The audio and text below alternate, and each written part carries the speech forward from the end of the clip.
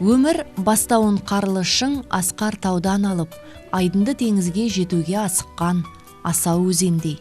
Оның жолында жақпар тасты құлама құздар да, көлденең шөккен жоталы жондар да, құмы құйынды желмен суси көшкен шетсіз, шексіз шөл далалар да кездеседі.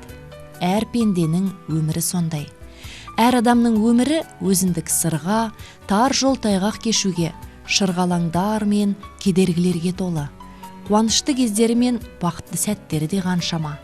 Әркімнің өмірі өзі үшін қысқа болғанмен ұрпақтары арқылы ғасырларға жалғасады. Біз бүгін боямасыз болмысын сөзбен суреттеп отырған тұлға, өздеріңіздің орталарыңыздағы Тәжиев Сәрсен Жахманұлы жайлы сыр шертпекпіз. Сәрсен Жахманұлы 1960 жылдың қаңтарында Қызылорда облысы Шиелі ауданы Майлытоғай ауылында дүниеге келген. 1967-77 жылдар аралығында Ким орта мектебінде оқыған. Еңбек жолын 1979 жылы нөмірі 141 Ким орта мектебінің жанындағы интернатта тәрбиеші болып бастады. 1979-81 жылдар аралығында отан алдындағы әскери борышын атқарды. 1982-84 жылдары Қарағанды дене шынықтыру және спорт техникумында дене тәрбиелеу мұғалімі мамандығы бойынша білім алды.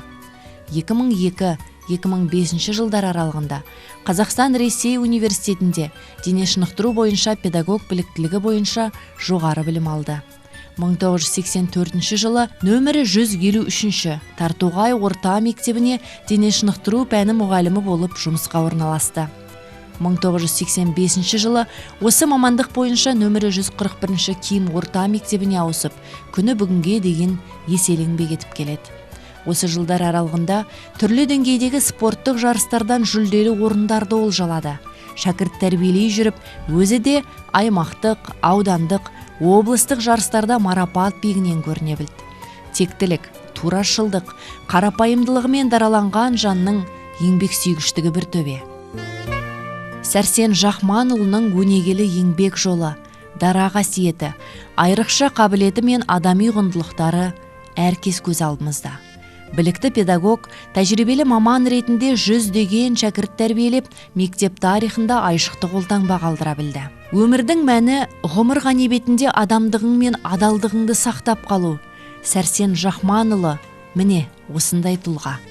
Еңбекке халық таразы, еселі еңбек иесі берекелі бейнетінің нәтижесінде ортасында үлкен абыройға ие болды. Ар намысты биік қойды. Әке отбасының алтын қазығы, қорғаны, тірегі. Сайына қарай саласы, әкесіне қарай баласы демекші. Бүгінде перзенттері өз ісінің білгірі атанып, бір-бір шаңырақ құрып отыр. 3 ұл, бір қызынан 11 немере сүйіп, тамырын тереңге жайған мәуелі бәйтерекке айналып келеді. Әке, сенің тәрбиең мен қанаттандым өмірге.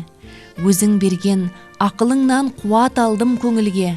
Адалдықтың, адамдықтың үлгісі боп әрдайым, тілеу қорым аман болшы, жүз жасаңыз төрімде.